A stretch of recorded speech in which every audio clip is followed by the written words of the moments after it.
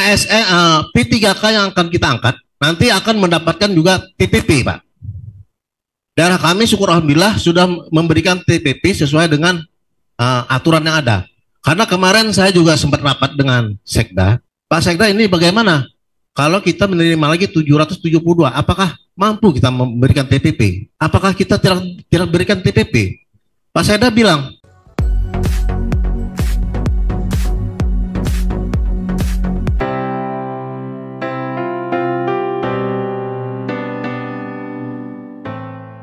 kenapa di satu sisi kita diwajibkan untuk menyelesaikan tahun 2024 harus selesai.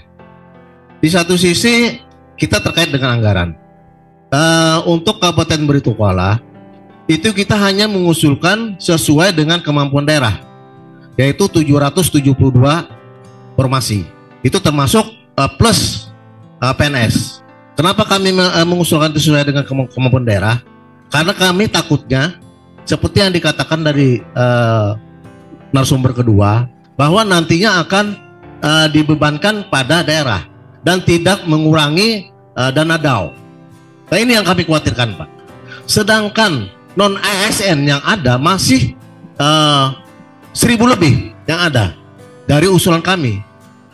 Nah, ini problema bagi daerah untuk penyelesaian tahun 2024. Nah, ini bagaimana daerah ini untuk menyelesaikannya, Pak? Yang kedua juga ASN P3K yang akan kita angkat nanti akan mendapatkan juga TPP, Pak. Daerah kami syukur alhamdulillah sudah memberikan TPP sesuai dengan aturan yang ada. Karena kemarin saya juga sempat rapat dengan Sekda. Pak Sekda, ini bagaimana? Kalau kita menerima lagi 772, apakah mampu kita memberikan TPP? Apakah kita tidak berikan TPP? Pak Sekda bilang, Pak Yudi, sekarang ASN itu siapa? Saya bilang PNS dengan P3K. Nah, berarti haknya sama. Nah ini, sehingga kami dalam perhitungan kemarin, dari perhitungan, dari tenaga non ASN atau tenaga honor yang kita usulkan, itu biasanya mereka dapat honor 1 juta, akan kita kumulasikan, artinya 3 orang tenaga honor akan mendapatkan TPP 1. Nah itu, Pak. Jadi di sini problema kita. Mengapa kita mengusulkan tidak sesuai dengan keadaan daerah? Artinya masih ada sisa. Nah ini bagaimana problema ke depannya, Pak? Apakah 2024-nya selesai atau tidak? Terima kasih, Pak. Terkait dengan P3K di Kabupaten Banjar untuk 2024 ini ada 1.200 sesuai dengan kemampuan daerah, Pak. Padahal kebutuhan kita itu dihitung adalah 3.000 lebih. Tapi karena belanja daerah kami, belanja pegawainya sudah di angka 34%. Jadi kita membatasi itu. Yang ingin kami tanyakan di sini terkait dengan P3K yang nanti ikut, kan semua diperbolehkan ikut meskipun formasinya hanya 1.200 di daerah kami. Kemudian ada P3K paruh waktu.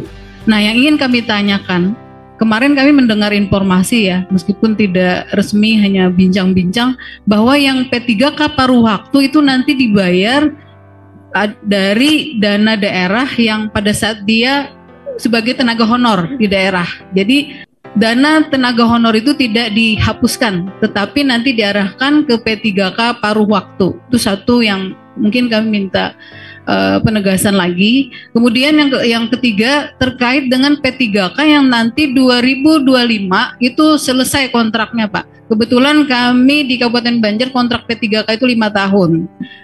5 tahun dan nanti 2025 itu selesai. Apakah boleh daerah menyetop itu kalau seandainya nanti keuangan daerah tidak memungkinkan membayar? Karena tahun ini 1.200. Karena nanti kalau tidak cukup keuangan daerah akan berpengaruh terhadap TPP, PNS maupun P3K.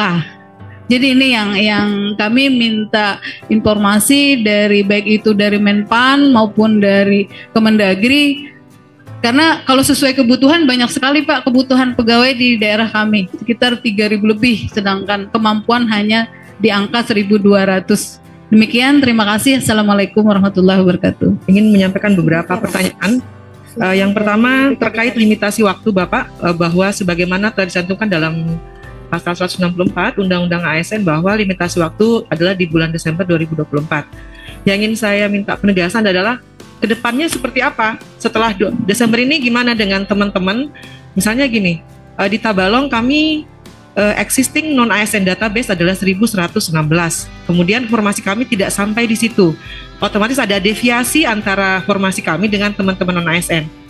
Jika kemudian alhamdulillah formasinya terisi full, sisanya itu akan seperti apa daerah? Karena di situ ada kalimat wajib penataan, termasuk dalamnya adalah pengangkatan oleh lembaga yang berwenang.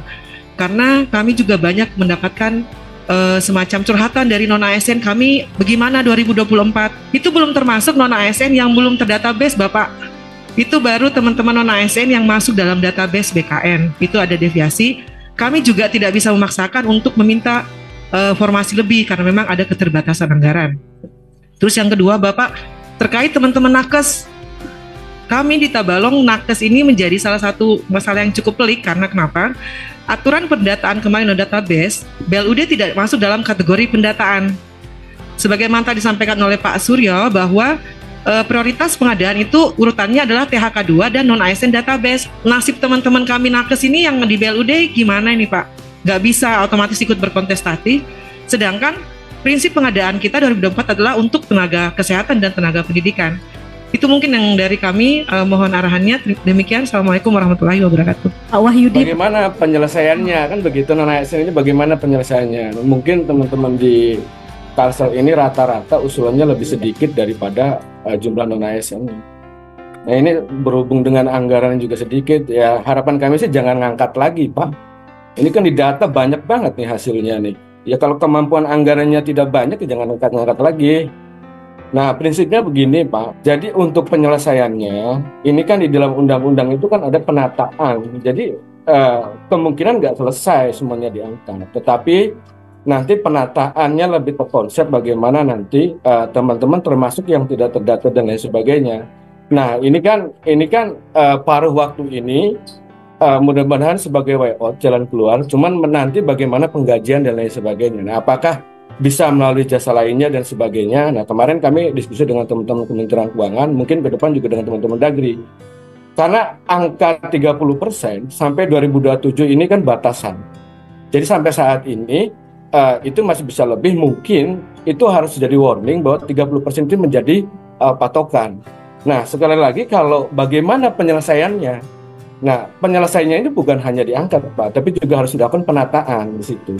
Ini nanti muncul kebijakan bahwa ada PPK paruh waktu yang nanti sebagai solusi bagaimana teman-teman ini supaya teman-teman ini dilakukan penataan yang tidak terdata maupun terdata atau hanya yang terdata. Nah ini juga masih dalam proses pembahasan menjadi jalan keluar bagaimana solusi untuk melakukan penyelesaian penataan itu. Itu satu. Mungkin dari sisi anggaran dari Bu Kaban, Bu Erni. Apakah P3K itu boleh di-stop?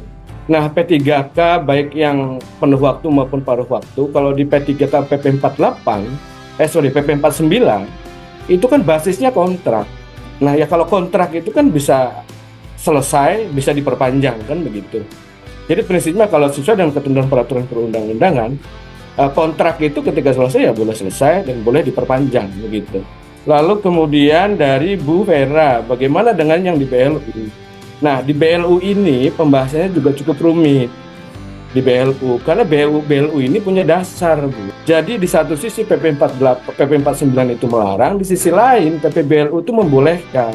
Jadi kalau misalkan di data, nah teman-teman BLU ini kan standarnya sudah ada, gajinya sudah ada. Jadi dasar itulah yang memang menjadi dasar, salah satunya kenapa tidak dilakukan pendataan. Berbeda dengan teman-teman non-ASN yang bayarannya gajinya itu 200.000, 300.000.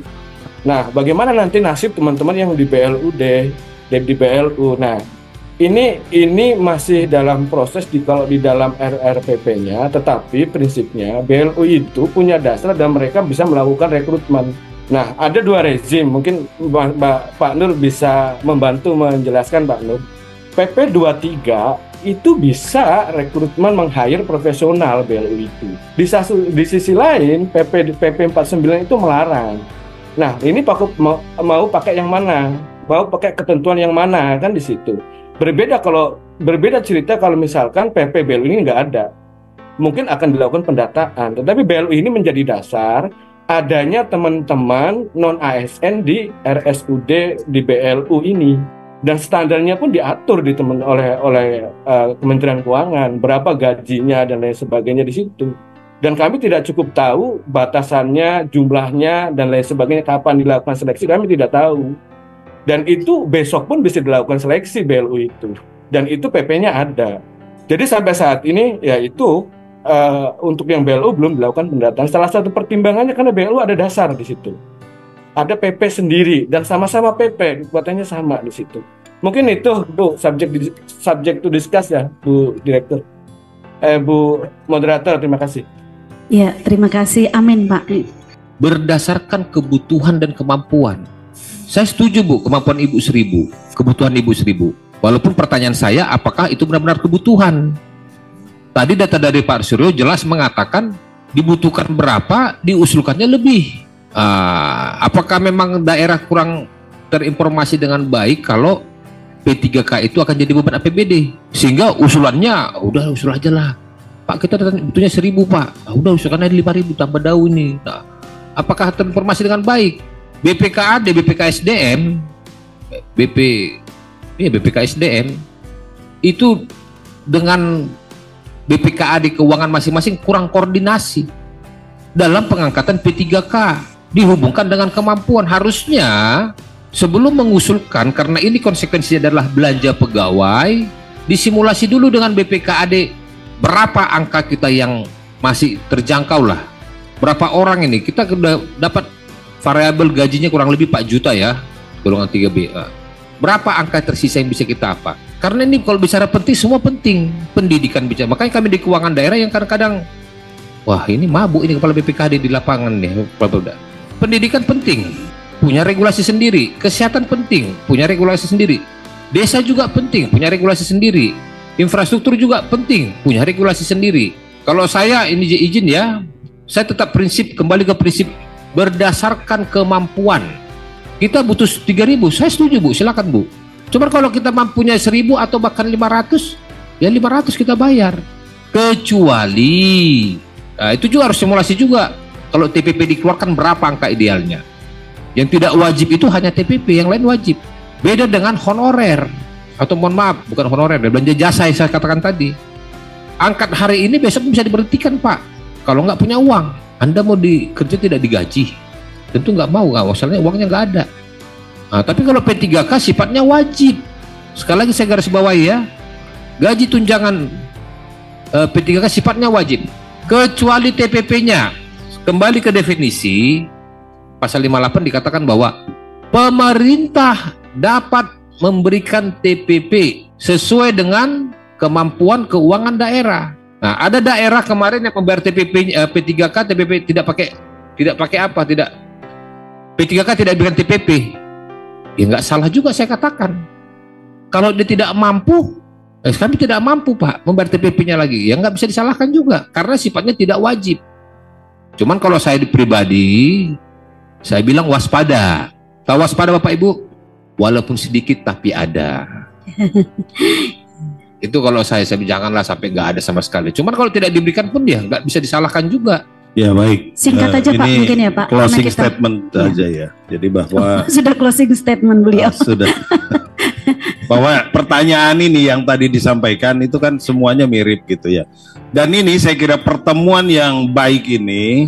Jadi sekarang kan sedang intens Pak, pemerintah pusat. Dalam hari ini nanti kami juga akan selalu bahas dengan Pak Suryo melalui rapim terkait dengan pertama non-ASN itu potret daripada hasil verval.